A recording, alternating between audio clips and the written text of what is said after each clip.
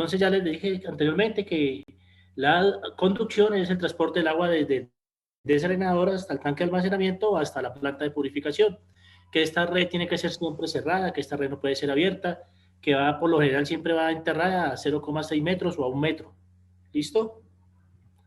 Existen distintos tipos de conducciones en un terreno. Todo eso depende de la topografía.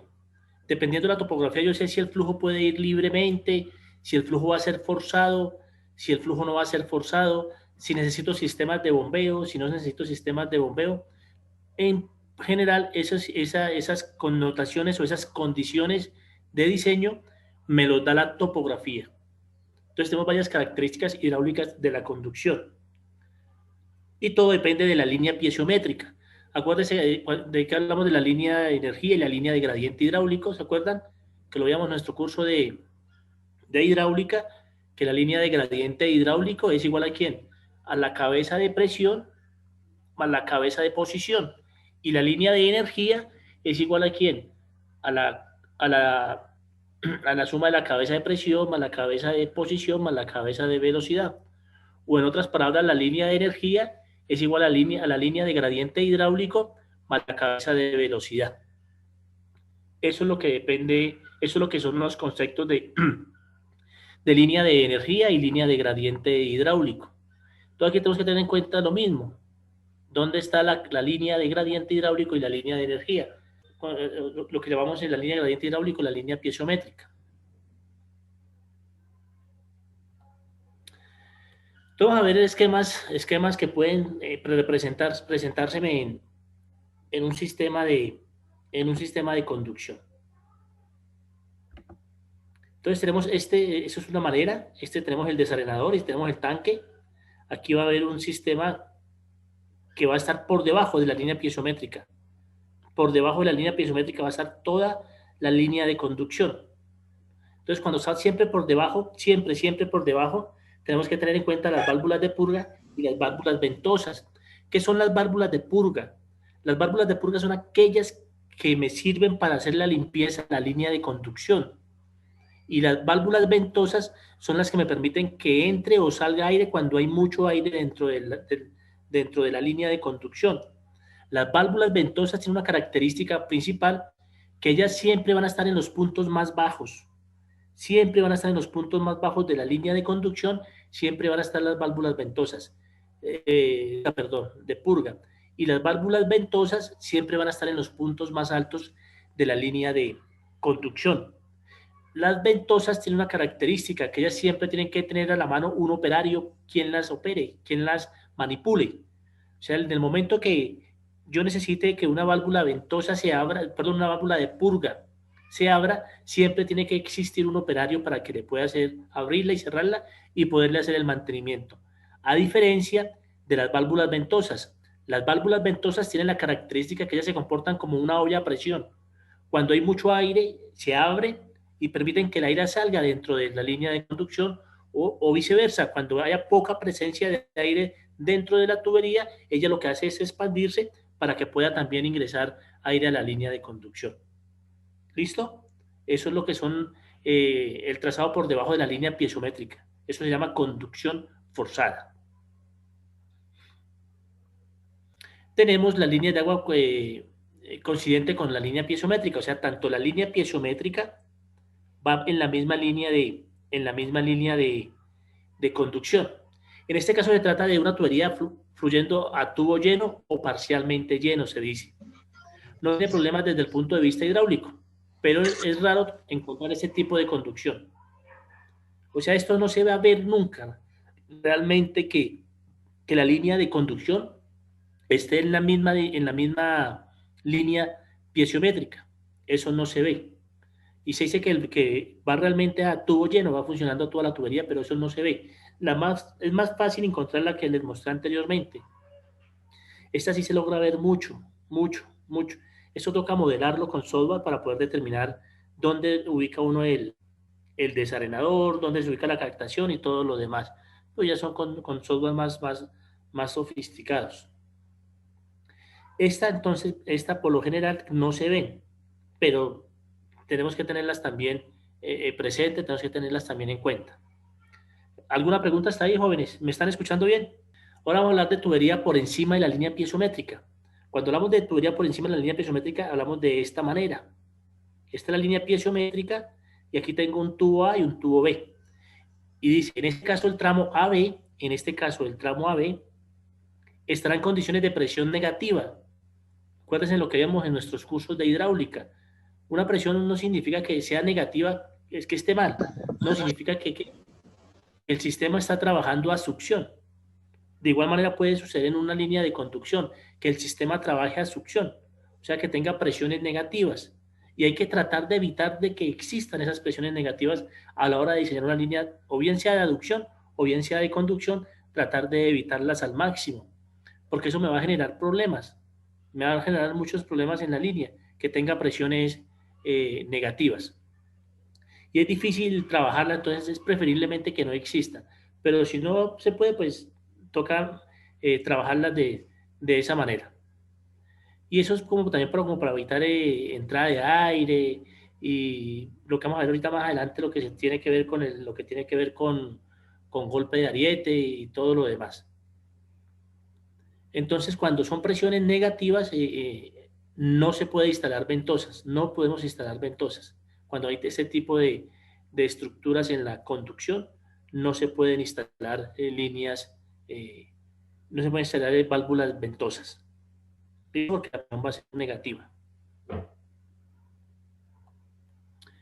Existe tubería por encima del plano piezométrico estático, o sea, ya es mucho más complicada la cosa, ya es mucho más complicado.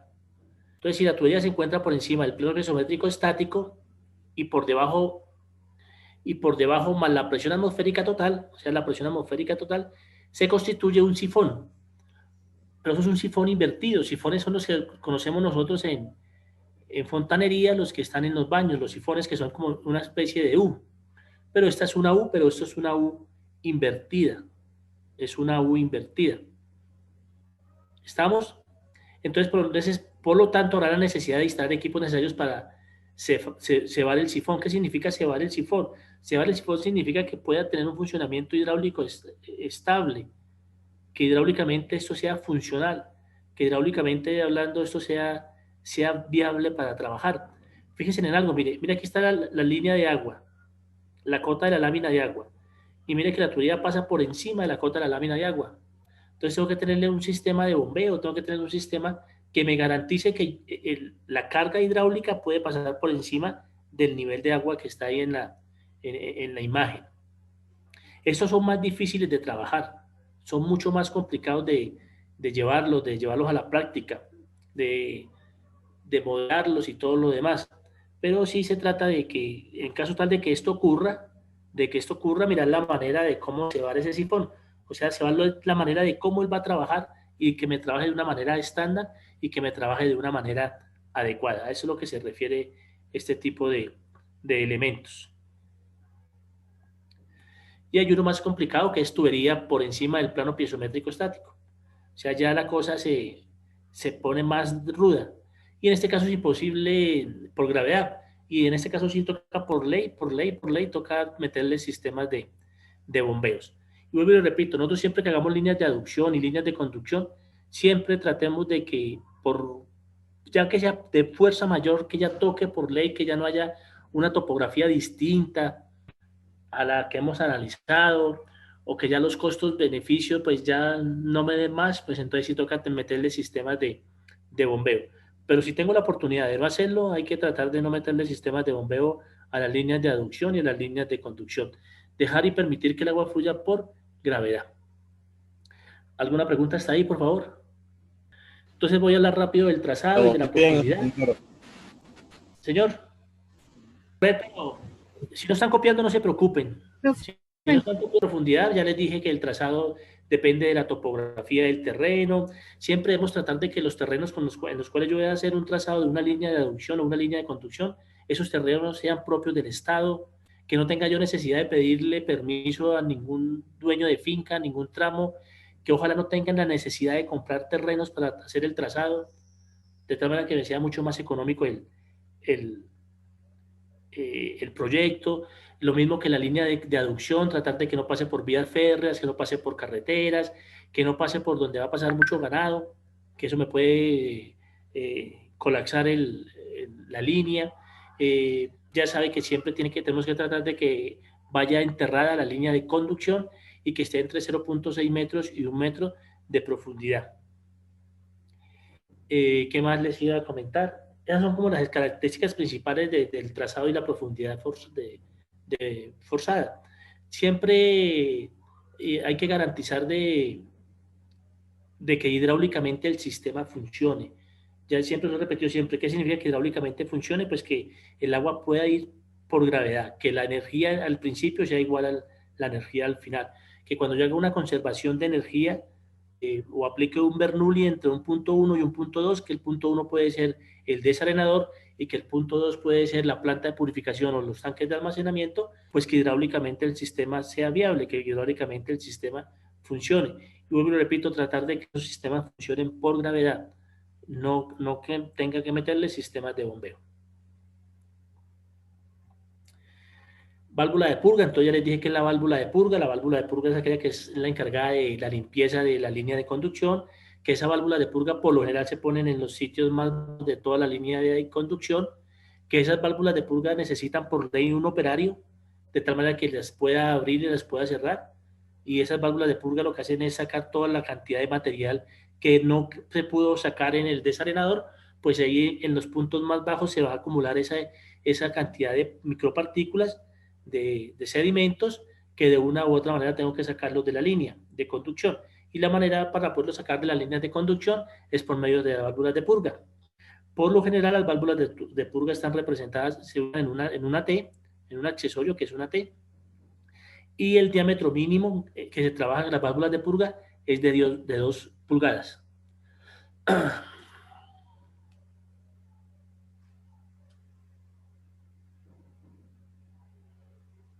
¿Alguna pregunta hasta ahí? No necesitan un operario y estas se manejan automáticamente. Ellas cuando se llenan como una olla a presión, cuando ven que hay mucho aire se abren y cuando ven que hay poca aire dentro de la tubería, o sea que las presiones se pueden estar bajando, entonces permite el acceso de aire a la línea de conducción. Entonces la función de ellas es expeler el aire dentro de la tubería durante su llenado. Otra función es expulsar el aire que tiende a acumularse en los puntos altos. Y otra función que tienen las válvulas ventosas es admitir aire en el caso de operación de una válvula de purga que puedan crear presiones negativas. Entonces, cuando abran las válvulas de purga, puede ser que se generen presiones negativas. Entonces, lo que hace la válvula ventosa es como apoyarla, como ser un apoyo a la válvula ventosa, de manera que permita que entre aire y pueda fácilmente expulsar, digámoslo así, de una u otra manera, la cantidad de sedimentos existentes en el fondo de cada tramo de la tubería.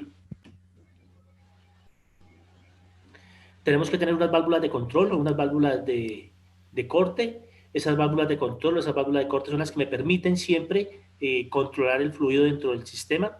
Por lo general, no, siempre, debo de poner una válvula de control a la salida del desarenador y una válvula de control a la llegada a la planta de purificación o o a los tanques de almacenamiento. Siempre tenemos que tener una al principio y una al final. Estas válvulas se caracterizan porque son de dos tipos. Una que es el tipo válvula mariposa y otra válvula de compuerta. Válvula mariposa la válvula que nosotros conocemos en nuestras casas, en nuestros apartamentos, en el lavamanos, en la ducha, que tenemos que darle rosca, tenemos que girarla. Esas son las válvulas mariposa, tipo mariposa. Y las válvulas de compuerta son, señor, válvulas de compuerta solamente son aquellas que se abren, obturan hacia arriba y hacia abajo, hacia arriba y hacia abajo. No hay que girarlas, sino simplemente suben y bajan, suben y bajan. Esas son las válvulas de compuerta. Entonces siempre hay que ponerle una al principio y una al final del tramo de la línea de conducción. Estamos siempre hay que poner una a la entrada y una a la salida. ¿Qué más les puedo decir? Mínimo hay que poner cada 1000 metros, cada 1000 metros hay que poner mínimo una válvula de control en caso tal de que haya un accidente en época de invierno que de pronto tiendan a colapsar las laderas de las montañas, de pronto una falla, una cosa u otra, entonces hay que tener una cada 1000 metros de tal manera que yo pueda controlar el fluido.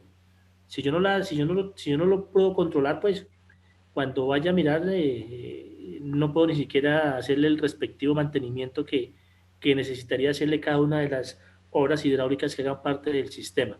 Entonces, por lo general hay que tener una ubicada, una cada 1000 metros.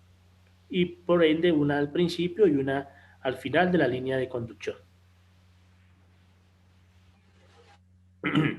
Bueno, los materiales que trabajamos en las líneas de conducción son materiales muy conocidos por todos y cada uno de nosotros, que son, la tubería puede ser en hierro, en acero, en concreto, en aerostocemento, en plástico.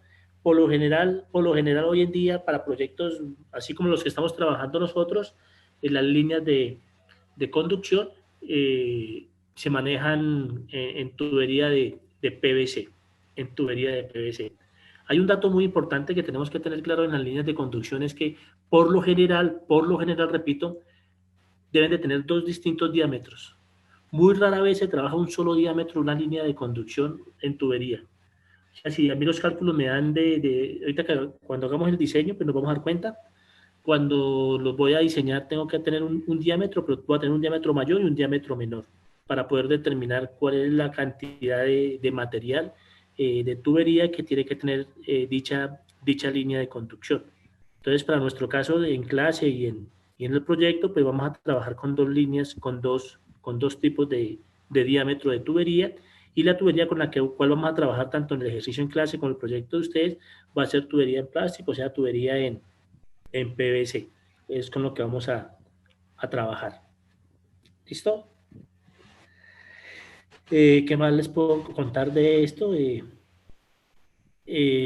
hay sistemas de acueductos que tienen sistema de conducción en acero, en hierro, en concreto o en manguera negra. Ese tipo de líneas de conducción lo que hacen es que es fácil de que el agua se la roben, que es fácil de que la comunidad cercana a la línea de conducción la pique para extraer agua para sus cultivos de riego, extraer agua para formar sistemas de cultivo de riego.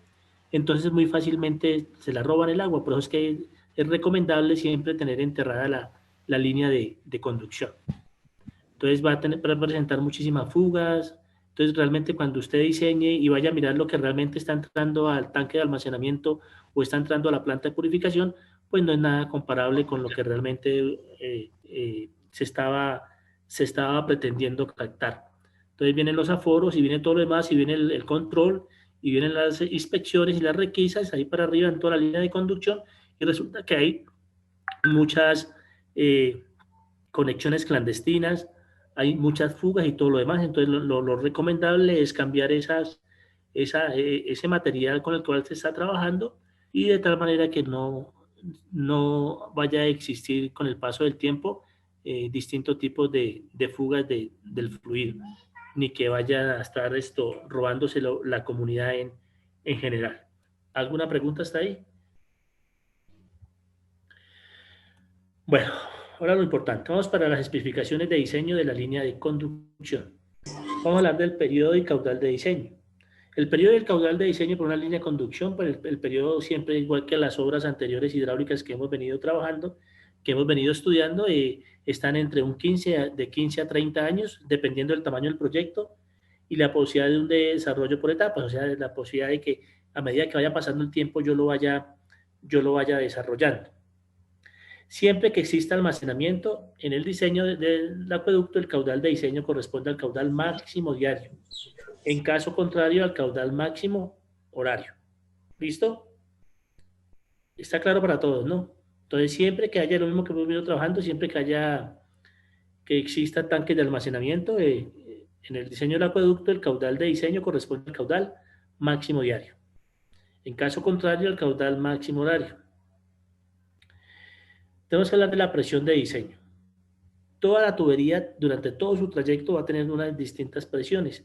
a medida que vamos trabajando y que vamos analizando cada uno de los puntos de los tramos en la tubería, ella va a tener una serie de presiones. Yo tengo que tener pendiente cuál va a ser mi presión de diseño. Entonces, la presión de diseño debe ser inferior a la presión de servicio de la tubería, ya les explico eso. La presión de diseño corresponde al máximo valor entre la presión estática máxima en el perfil del trazado, o sea, tengo que mirar cuáles son los puntos más altos y cuáles son los puntos más bajos en mi línea de conducción para poder determinar cuál es la presión en la tubería. Trazado y la supervisión máxima ocasionada por el golpe de ariete, eso lo vamos a ver más adelante, multiplicado por un factor de seguridad de 1.3. Entonces mi presión de diseño aquí va a ser igual a 1.3 multiplicado por la presión estática máxima, ¿Listo? Entonces, que nos quede claro. ¿Cuál va a ser la presión de diseño? La presión de diseño es igual a ¿quién? Ya miramos una cosita aquí, les muestro. Entonces, la presión de diseño aquí va a ser igual a 1.3 multiplicado por la presión estática. Multiplicado por la presión estática. ¿Y cuál es la presión estática máxima? Esa me la da el perfil topográfico. Esa va a ser la diferencia entre la cota superior menos la cota inferior. Ahí de esa manera podemos encontrar la presión máxima. Ahorita vamos a verlo con las ecuaciones que corresponden. Entonces esa va a ser mi presión de diseño. Repito, va a ser igual a 1.3 multiplicado por la presión máxima estática. ¿De dónde sale la presión máxima estática? La presión máxima estática sale del perfil topográfico. Ahí voy a sacar cuál va a ser mi presión, mi punto más alto, que mi punto más alto sería a la salida del desarenador y mi punto más bajo sería el que me muestre el perfil topográfico.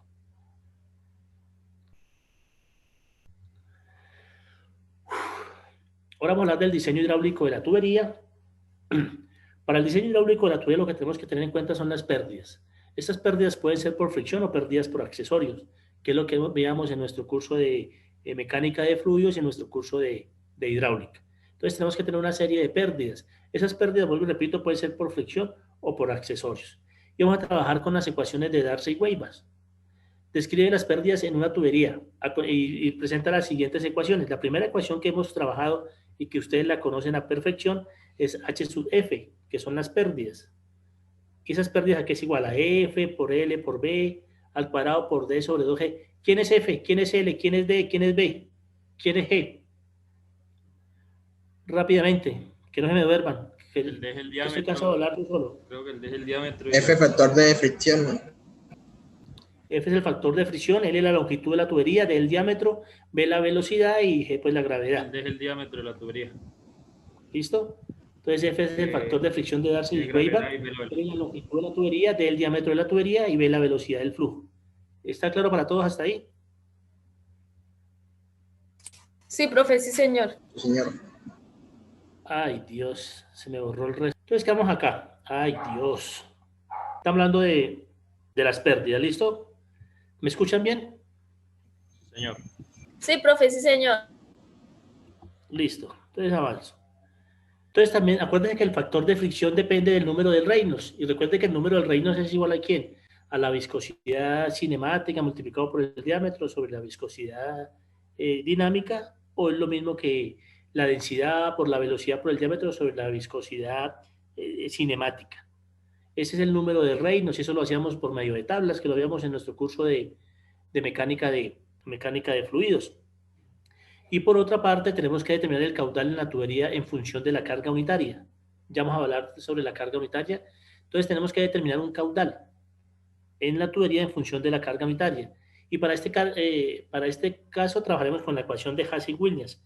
Y la ecuación de Hazen-Williams es igual al caudal, es igual a 0,2785 por el coeficiente, ese sería el coeficiente de fricción, por el diámetro elevado a la 2,63 por J, donde J es la carga unitaria, que ahorita vamos a ver, elevado a la 0,54.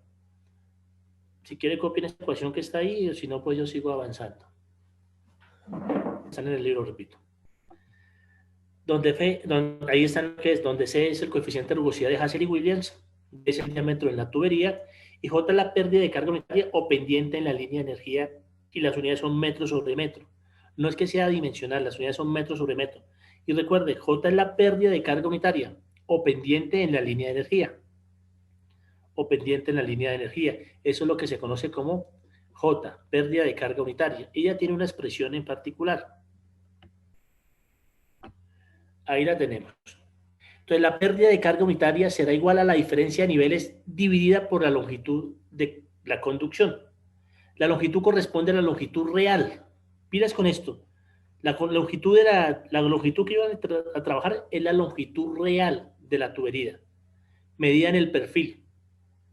En caso de no tener un perfil y disponer de pendientes pequeñas, se toma una longitud horizontal más un porcentaje del 1 al 4%, dependiendo de lo accidentado del terreno. En resumen, esta ecuación corresponde a J. ¿Y J quién es? J es H sobre L, donde ¿quién es H? H es la diferencia de cotas.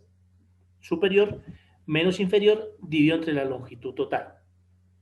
Recuerden que la pérdida de carga unitaria es lo mismo que una pendiente, que lo decía aquí anteriormente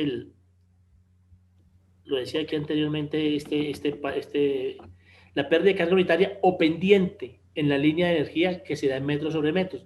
Y recuerde que yo, ¿cómo encuentro una pendiente? La pendiente es la variación del eje Y sobre la variación en el eje X. Entonces, en el eje Y, ¿qué voy a tener? Pues voy a tener una cota superior menos una cota inferior dividido entre una longitud total. Ingeniero. Esa es lo que se conoce como pérdida de carga unitaria. Todo, me explico. Hace poco hicimos un proyecto, lo entregamos esta semana que pasó, la antepasada, de una línea de conducción que va a hacer el cambio a la tubería. Entonces, cuando uno habla de la longitud real, es realmente qué cantidad de tubo tengo. Porque si usted lo analiza, resulta que, le voy a mostrar, no, me toca regresarme mucho. Resulta que la tubería tiene un tramo, son hipotenusas, todas son hipotenusas, cuando arranquen el perfil. Cuando arranquen el perfil, todas son hipotenusas y van a ser la longitud más larga, como si yo la estuviera analizando o bien horizontal o bien verticalmente. Recuerde que una hipotenusa es el lado más grande que tiene un triángulo rectángulo. Entonces, cuando hablamos de longitud real, es sumar todas las hipotenusas que se van a armar en el perfil. Todas las pequeñas hipotenusas que se me puedan armar, a eso es lo que se me refiere con la longitud total o la longitud real de la tubería. Es como decir, por decirlo así, la cantidad de tubos por la longitud de cada tubo, ¿sí? Exacto, es decir, en el primer trámite hay una pendiente de tanto, entonces ese tubo mide tanto. Luego resulta y pasa que cambia la pendiente, entonces cuando cambia la pendiente ya la tubería ya no va a ser la misma, ya en longitud ya varía y así sucesivamente va variando hasta el punto de llegar a la longitud total. Gracias, profe.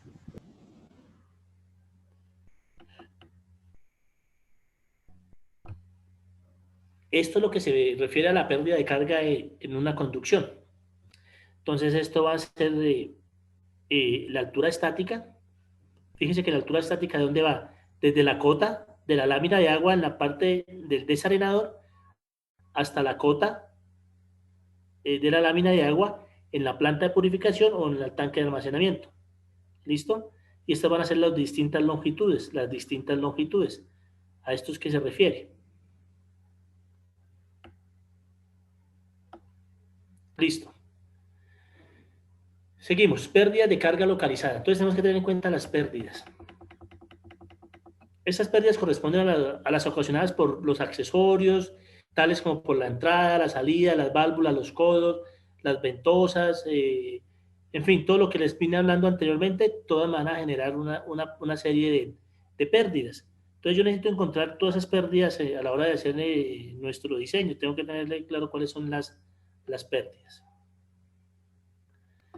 Entonces todas tienen unas respectivas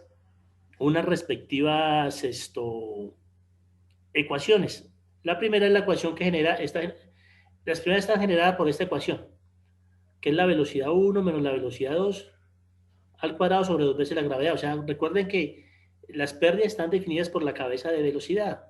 Las pérdidas de velocidad es igual a la velocidad al cuadrado sobre 2 veces la gravedad. Esa es la cabeza de velocidad, pero esa cabeza de velocidad siempre va multiplicado por un alfa, por un factor, por un beta, por un omega, perdón. Todas siempre van dependiendo de la cabeza de velocidad y de un respectivo factor. ¿Listo? pilas porque esas pérdidas son supremamente importantes. Todo aquí lo que están haciendo es la demostración. Yo no me voy a poner a hacer ahorita demostraciones con tan poquito tiempo. Todo aquí lo que están aplicando es una ecuación de continuidad, luego la reemplazan y luego llegan a esto, a que las pérdidas por fricción, que es igual a lo que les decía anteriormente, a un factor que se llama K multiplicado por la velocidad 1 al cuadrado sobre 2 veces la gravedad, que es la ecuación que ustedes conocen de su curso de hidráulica y de su curso de mecánica de mecánica de fluidos. ¿Estamos? ¿Una pregunta está ahí, por favor? Existen distintos coeficientes de pérdida, distintos K de pérdida según los accesorios. Esto lo copian, esto en caso tal de que yo las llegue a necesitar en el parcial, pues yo se las haré llegar, se las entregaré. En caso tal de que, perdón, en caso tal de que el parcial sea este tema, que no sé, no lo he preparado y me demoro en prepararlo porque yo nos hace falta mucho tema por ver. Las pérdidas que tenemos por el cambio de dirección, que pueden calcularse mediante las siguientes expresiones. Cuando hablamos de cambio de dirección, son los cambios bruscos que existen en la línea de conducción. Cuando a una tubería y de pronto cambia. Entonces, existen pérdidas. Y esas pérdidas van a estar generadas por esta ecuación. Las pérdidas van a ser igual a 0,25 por la velocidad 1 al cuadrado sobre 2 veces la gravedad, multiplicado por teta sobre 90, donde ¿quién es teta? Pues teta es la variación, el ángulo que varió ese cambio de dirección en el tramo de la tubería. Entonces, existe ese tramo de tubería y va a existir unas pérdidas. ¿Listo?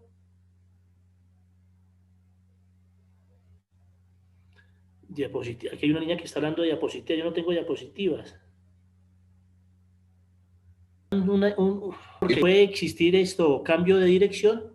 Están de 90, 45, 22 y así sucesivamente. Existe una serie de tablas que más o menos me dicen cómo es la variación del ángulo, cómo son las variaciones de la dirección.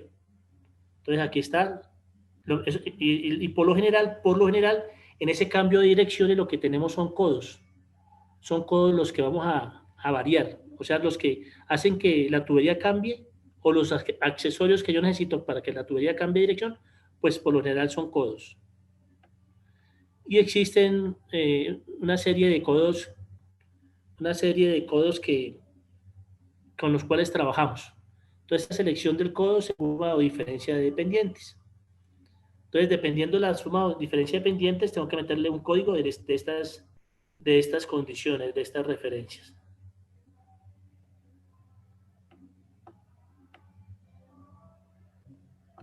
Listo. Me canso rápido. Vamos a hablar de las velocidades mínimas y máximas. Entonces se recomienda una velocidad mínima de 0.6 metros sobre segundo. Esa es la velocidad mínima que se desearía que tuviera una línea de conducción. Es muy similar a la línea de aducción. Y se recomienda que la velocidad máxima que esté en la línea de aducción o en la línea de conducción sea igual a 6 metros sobre segundo. Eso es lo que se esperaría, que estuviera entre 0,6 y 6 metros sobre segundo la velocidad del fluido en las líneas de conducción. Esto con el propósito de que la magnitud de la sobrepresión por el golpe de ariete, lo cual puede influenciar en la selección de la clase de tubería. Recuerden que el golpe de ariete es ese cuando hay mucha variación de presión, como que una presión va en un sentido y viene otra en otro sentido y como que se chocan. Eso es lo que se refiere como al tipo de golpe de ariete. Y la idea es que vaya una velocidad relativamente entre 0,6 y 6, de tal manera que no vayan a existir esas fluctuaciones entre velocidades y por ende entre presiones, sino que la velocidad vaya en una misma dirección y vaya digamos, de una otra manera como constante, de tal manera que me garantice que no existan esos fenómenos que pueden ocasionar en la tubería que se rompa, puede ocasionar que la tubería se estalle, se salga, lo que son el golpe de ariete y el otro, ¿cómo se llama? Se volvió hay otro fenómeno, golpe de ariete y Bueno, déjenme ahorita que haga memoria les digo. Listo, entonces vamos a hablar de la pendiente de la tubería.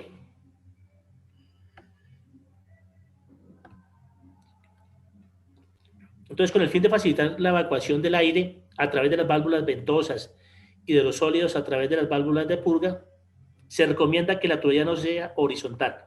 O sea, siempre se recomienda que el tramo de la tubería en la línea de conducción no sea horizontal, que exista por lo menos unas pocas pendientes de tal manera que me permitan que los sedimentos que no lograron ser extraídos en desarenador puedan llegar a la tubería y la tubería los pueda sacar por medio de la válvula de purga.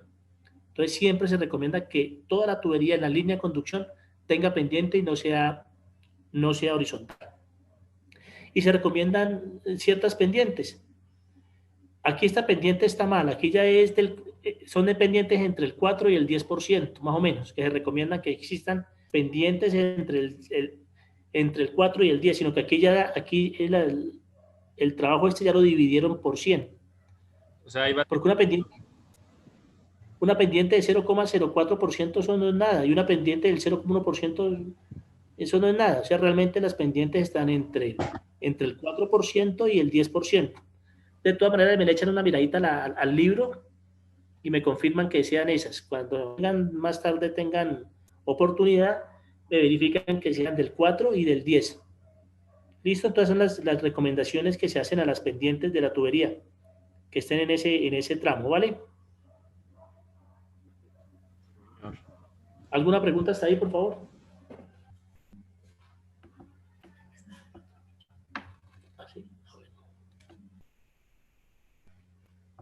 Listo.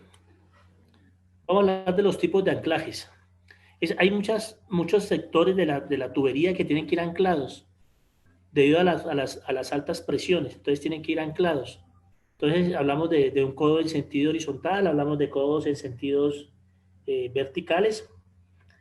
Siempre hay que anclar la tubería. En los pasos más críticos, donde podemos determinar que las presiones pueden ser muy grandes, ahí se toca anclar la tubería. Anclarla es, digámosle que meto la tubería. Yo sé que en ese punto va a haber muchas presiones, lo que hago es poner como una especie de concreto en ese punto.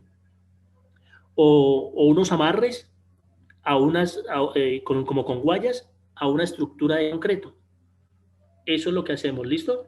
En esos puntos.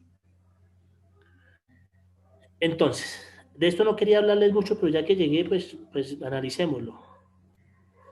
Entonces tenemos esta ecuación que la vamos a llamar E. Ya les digo qué significa cada uno de ellos. Mira, aquí están lo que yo les decía.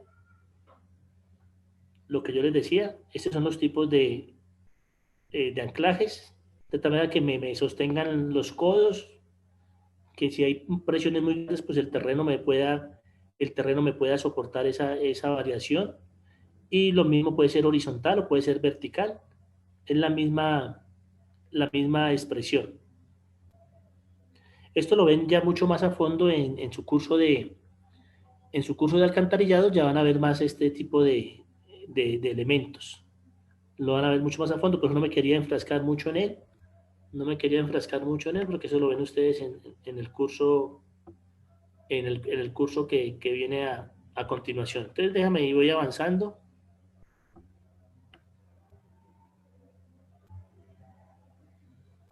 Ahí estamos hablando del codo en sentido vertical inferior, codo en sentido vertical superior. Estas son las guayas que yo le decía. Construye una estructura en concreto, sobre ahí va el codo, pero lo que hacemos es anclarlo.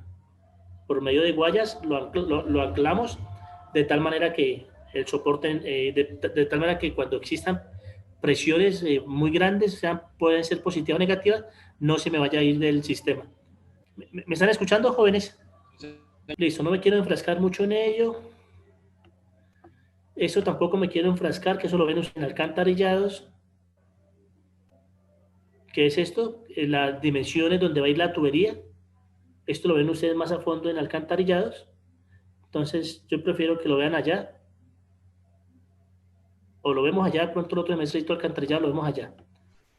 Fue el mismo libro que estamos ahora. de ariete, el golpe de ariete, este término se aplica para efecto del choque violento o sobrepresión súbita producida sobre las paredes del conducto forzado al modificar de manera instantánea el movimiento del fluido, como puede ocurrir en el caso del cierre repentino de una válvula. Esto fue lo que pasó en Hidroituango.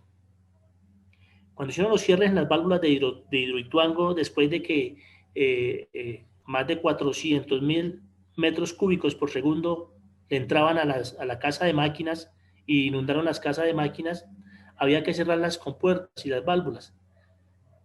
El hecho de cerrarlas, imagínense, cerrar una válvula para controlar 400.000 metros cúbicos de agua por segundo, eso es una cosa que solamente lo hacen unos locos.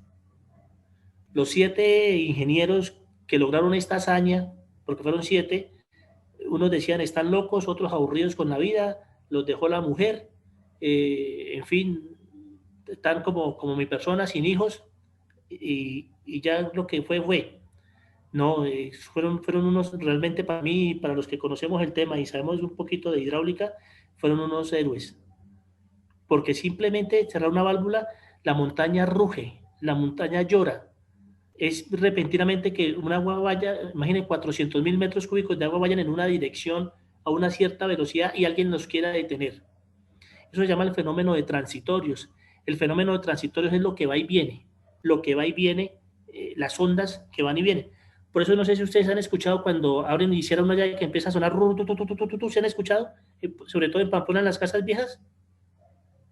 ¿O no han tenido la oportunidad de escuchar ese ruido cuando se abren y se cierran las llaves? Los Sí. grifos. Yo le escucho más. Sí, profe, sí, señor. Como ingeniero, disculpen, me escucho. Yo le escucho cortado, profe. No sé. Pamplona, sobre todo en Pamplona.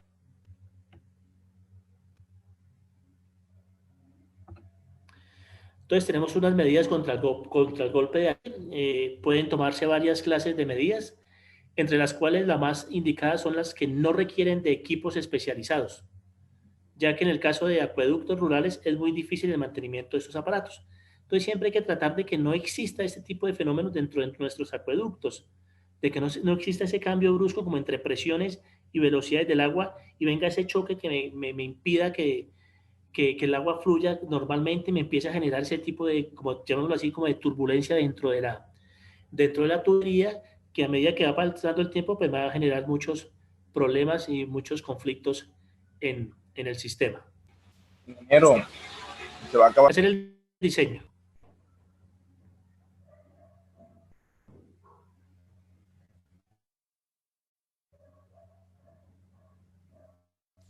Diego, ¿me dejas grabar a mí? Sigamos. Miren los planos que tienen que entregar del desalinador, así como estos que me gustan, tan bonitos, miren. Las dimensiones.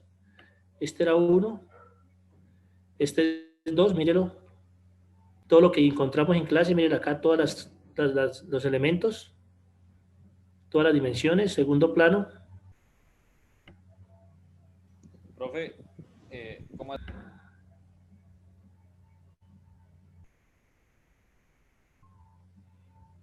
El cuarto plano, mírenlo. Ahí está tal cual con las dimensiones que encontramos en clase.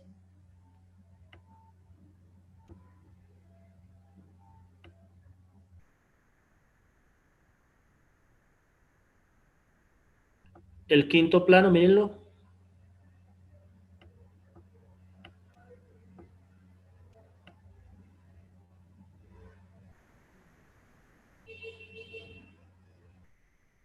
El quinto.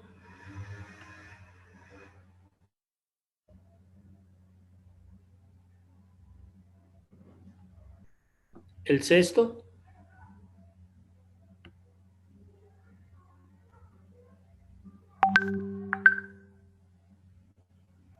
El séptimo.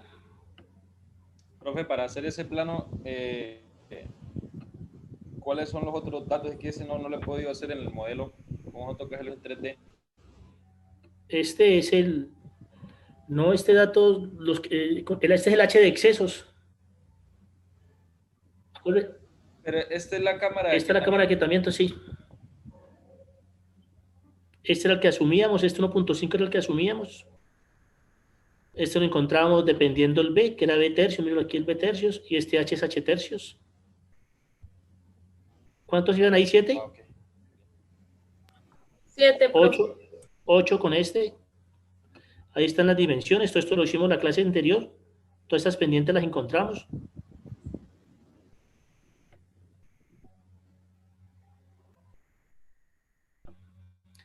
Listo, jóvenes. Entonces, arranquemos. Condiciones del generador tanque de almacenamiento. Entonces, por favor, ¿cómo hacemos aquí para que me entiendan? Hagámoslo así de esta manera. Copien rápidamente esta tabla que les voy a mostrar acá. Ay, ¿ahora qué pasó aquí? Esta tabla, por favor, y vamos a hacerla. Ya las digo. Ya la vi, ya la encontré.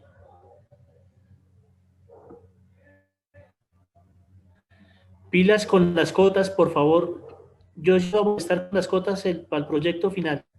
Las tablas de cotas. Listo, copien ese rápido, porfa, y arrancamos a hacerlo. ¿Copiar?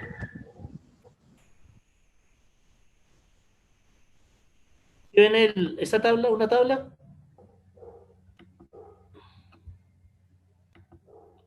Mientras que yo aquí lo reduzco.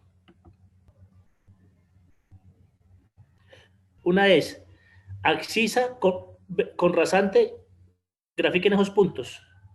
Y la otra es abscisa con clave, para que me quede el gráfico que va a estar aquí en rojo y en azul. El de azul, el que está en azulito, es el de quién. Es el de abscisa con rasante. El que está en rojo es el de abscisa con clave. ¿Listo?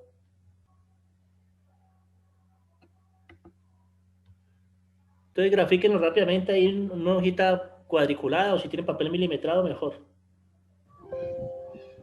¿De cuál, profe? Profe, ¿nos lo permite ver, por favor? Ahí. Sí, señor.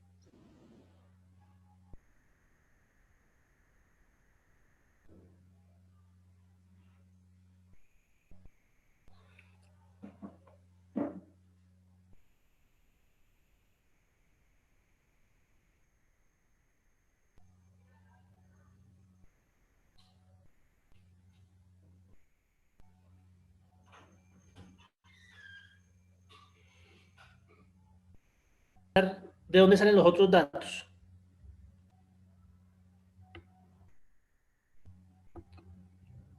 ¿Cómo creen que encuentro esta longitud y cómo creen que encuentro esta pendiente? Entre este 0, 0 y 100. Entonces dice 0, 0, 76. Espérenme. ¿Dónde es que está?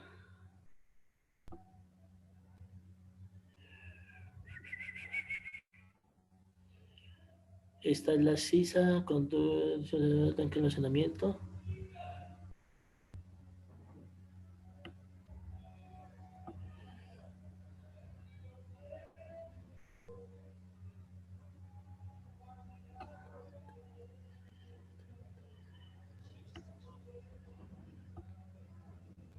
Listo, jóvenes. Entonces, mira, aquí está el 0. Viene el 76. Luego, ¿qué sigue? Me lo dictan para no estar regresando. Luego, ¿quién sigue? ¿100 qué? 70. Entonces, 170. Luego, ¿qué sigue? 225, 66. Sí lo visualizan, ¿cierto? En el plano. Sí, profe.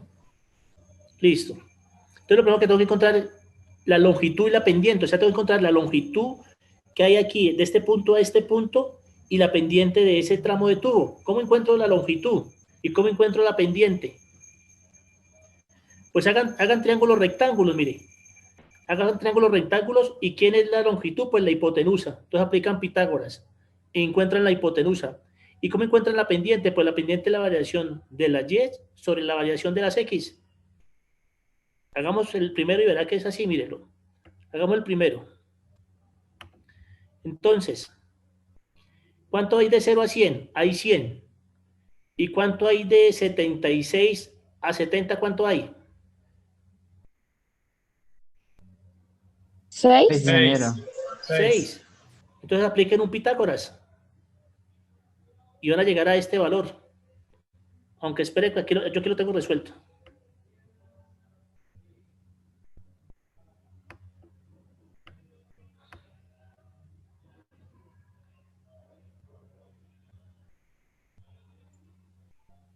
Ahí está, ingeniero. Vean.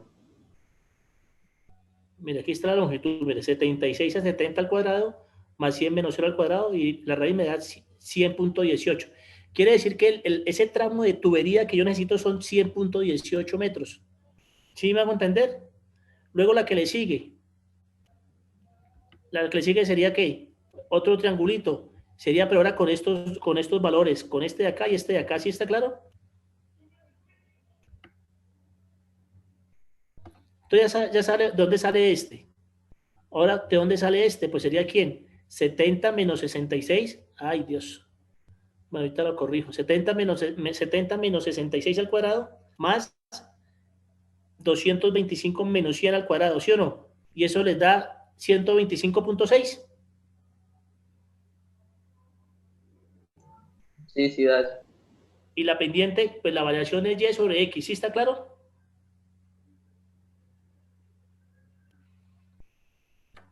Pregunto, ¿sí está claro, jóvenes? Profe, qué pena, ¿me puede volver a explicar ese pedazo? Me perdí. ¿Cuál pedazo, señorita? Quiero encontrar toda la tubería que necesito para hacer la línea de conducción, toda la tubería. Para yo poder encontrar toda la tubería tengo que hacer puros triángulos rectángulos donde pueda, o sea, donde hay un triángulo rectángulo, entre este punto y este punto, ahí hago un triángulo rectángulo, luego entre el primero y el segundo hago un triángulo rectángulo y evalúo. Hago Pitágoras. Pitágoras es la variación de las componentes en el eje y al cuadrado, la diferencia de las componentes en el eje y al cuadrado, más la diferencia en las componentes en el eje x al cuadrado, y a todos les saco raíz cuadrada y encuentro la longitud total. ¿Qué es la longitud total? Es esta que está aquí señaladita en azul. Esa es la longitud total de tubo que necesito. Y tengo que encontrar la pendiente que va a tener esa tubería en el terreno. La pendiente, ¿cómo la encuentro? Es la variación de las componentes en Y sobre la variación de las componentes en X. Entonces, así regresémonos acá a la tabla.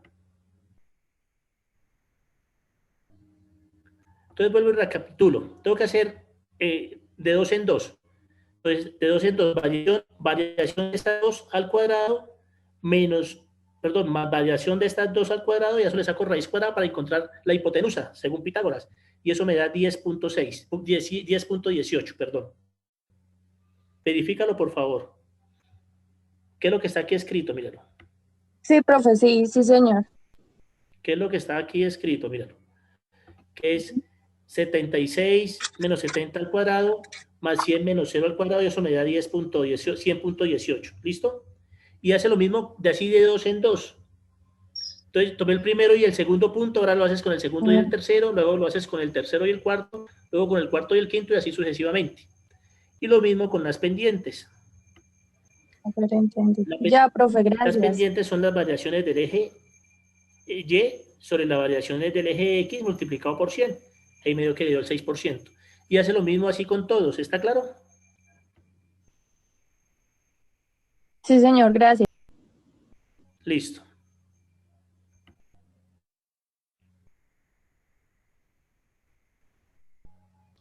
Por favor, ¿alguna pregunta hasta ahí?